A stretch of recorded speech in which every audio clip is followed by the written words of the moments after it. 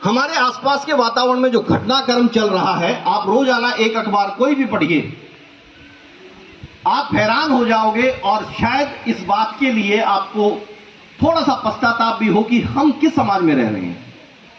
जब घटना घटती है 5 साल के बच्चे के साथ यौन शोषण होता है, जब घटना घटती है कि 2 साल के बच्चे के साथ यौन शोषण होता है, ये 5 साल और 2 साल की बात तो ये की कि अभी तो बचपन है, उनको जीना है, और कितनी ही घटना रोजाना घट रही है। इसकी सिर्फ और सिर्फ एक मोटी सी वजह यह है कि माता पिता का अपने बच्चों के साथ निरंतर संवाद नहीं होता है।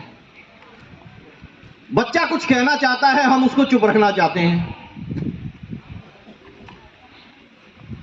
ऐसा है या नहीं है सर?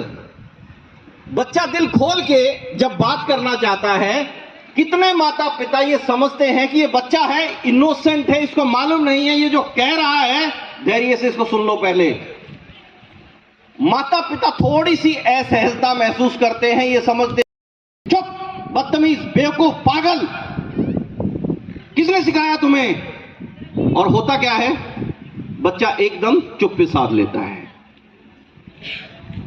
खुदा न खास्ता कहीं भी किसी बच्चे के साथ अगर इस तरह की कोई घटना घट जाती है, सोचिए जिम्मेदार कौन है?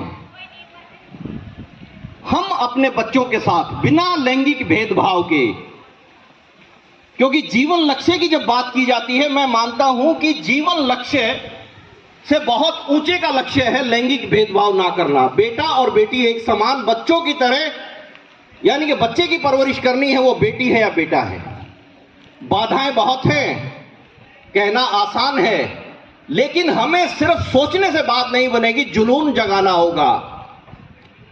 Let's begin. हमें एक नई शुरुआत करनी होगी इन शब्दों के साथ कि मिले हैं आज जो एक दूसरे को तो जान लें, मिले हैं आज तो एक दूसरे को जान लें, विश्वास जगाकर भर के उत्साह मन में ये ठान लें, तीनों पीढ़ियों की भूमिका तय करनी होगी। तीनों पीढ़ियों की भूमिका तय कर, कुछ सवाल कर, उलझन को सुलझाकर सकारात्मक व्यवहारिक संवाद कर। दादा दादी की बहुत बड़ी भूमिका है। मैंने जैसे कहा कि उनके पास जीवन का अनुभव है, भले ही वो स्कूल में नहीं गए।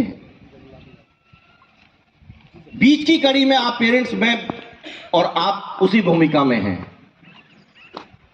बच्चे ऑब्जर्व कर रहे हैं, सिर्फ बातचीत से बात नहीं बनेगी। हम व्यवहारिक तौर से कैसे हैं, हमारे शब्द कैसे हैं, उसमें फर्क नहीं होना चाहिए। तीनों पीढ़ियों की भूमिका तय करके कुछ सवाल कर, उलझन को सुलझा कर सकारात्मक व्यवहारिक संवाद कर, सही राह दिखाएंगे एक दूसरे को मिलके, मन में साहस भर कर जाएं कुछ ऐसे कर्म इस जीवन में कि आने वाली पीढ़ी दिल से आपको याद करे। मेरे दादाजी थे ना, पता क्या क्या बताते थे, मैं ऐसे ही नहीं चल पड़ूंगा आंख मीच के, मैं ऐसे ही नहीं बैठ जाऊंगा। क्योंकि ये जो बच्चे हमारे हैं किशोर अवस्था के, इस कार्यक्रम के तहत सिर्फ एक कार्यक्रम नहीं है, आने वाले भविष्य में जब आप ये महसूस करेंगे, आपका रिस्पॉन्स क्या होगा, प्रबंधन समिति क्या निर्णय करेगी, हम आपको मनोवैज्ञानिक परामर्श सेवाओं का निरंतर एक केंद्र आपके स्कूल में स्थापित करेंगे और पूरी की पूरी सेवाएं निःशुल्क होंगी। लेकिन ये होगा तब जब आप सब लोग चाहेंगे। दादा दादी, माता पिता और बच्चे खुल के बच्चों से संवाद करें, रेगुलर करें।